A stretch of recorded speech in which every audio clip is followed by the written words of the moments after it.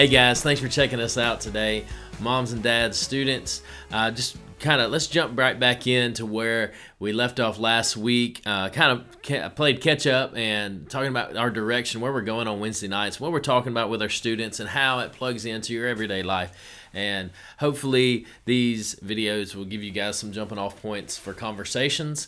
And moms and dads also let you know where we are in our ministry here at Denman Avenue Baptist Church with our students. And so let's look. There's a verse I want to share with you guys. It was put in front of me last year, and the Lord has been faithful to continue to put it in front of me over the last year. Between, I'll see students and former students tweet it out, or they share it from the Bible app, or all how technology and social media is. I've seen it. Other people maybe post it, or it's been in an article I've read, or a sermon I listened to, and it's just been good because it reminds me of God's faithfulness. I tell our students all the time, when you're reading Scripture and it emphasizes something more than once, it's trying to show you it is important.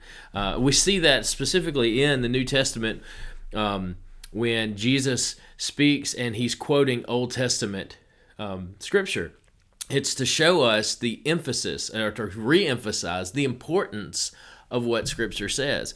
And so the Bible is always clear, and it always emphasizes the importance. So that's one thing we've taught our students over the last couple of years as they're studying the Word for themselves, as they're sitting on Wednesday nights and hearing teaching, and on Sunday mornings when they're participating in worship, how God will use Scripture to do that. So this verse I want to share with you this morning, it goes this way. It's Psalm chapter 16, verse 11. And it reads this way: "You will make known to me the path of life.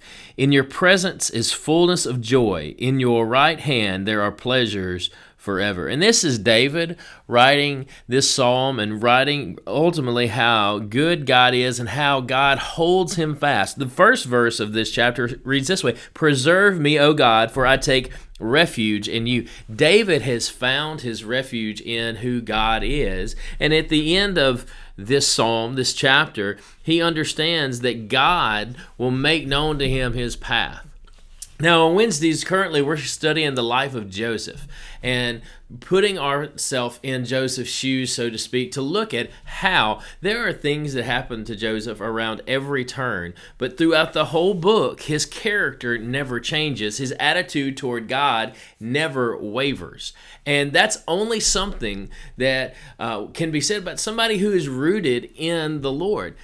This week, we're actually going to look at David's brothers selling him into slavery, and what that looks like, and how that affected how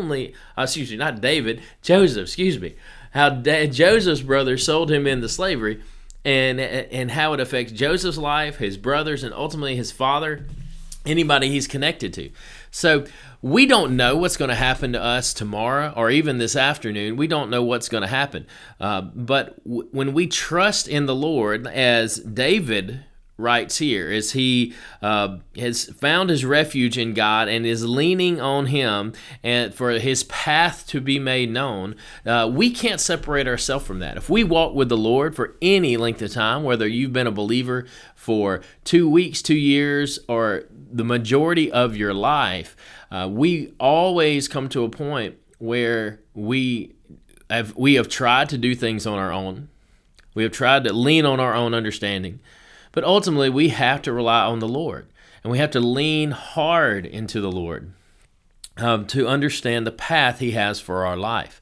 And this is not separated from anybody else. That's why this passage fits Joseph's life so well, because in all the turmoil of Joseph's life, of his family life, even before he was born, that he had nothing to do with, that we talked about with our students last week.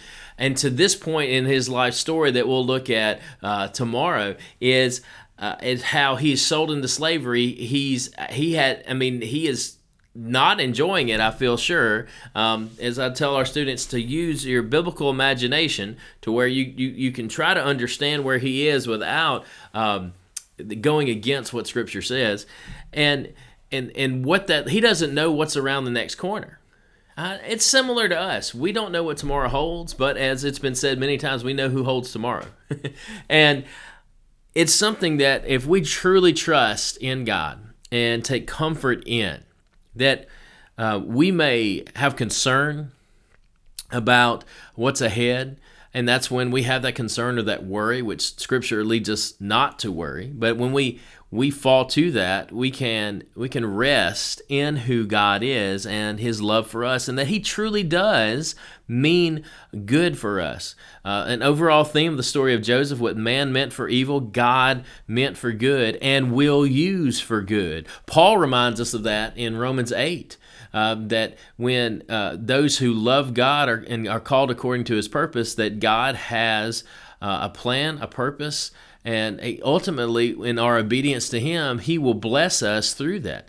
And we see that, and we will see that in Joseph's life. If you're walking with us through this story, students, we will ultimately see that, how God blessed his life. And it may not look how He intended. I can almost guarantee that Joseph, when he went out to the field to check on his brothers that day, had no idea that years from then he would be second in command over the country of Egypt. Had no intention of that whatsoever. He probably just thought, I'm going to be a shepherd like my brothers and my dad, and that's what I'm going to do, and and that's what God has for me. And Scripture, to me, leads us to that because he seems content in his character. And after this week, we'll start to see more of who Joseph is really personally, because it kind of separates us from his family, and he has to rely on God more and to understand where that path leads him. So I hope that will spur on conversation. I hope it will encourage you ultimately how Scripture does it all the time into where God has you and where He's leading you, moms and dads and students, in your journey with Him.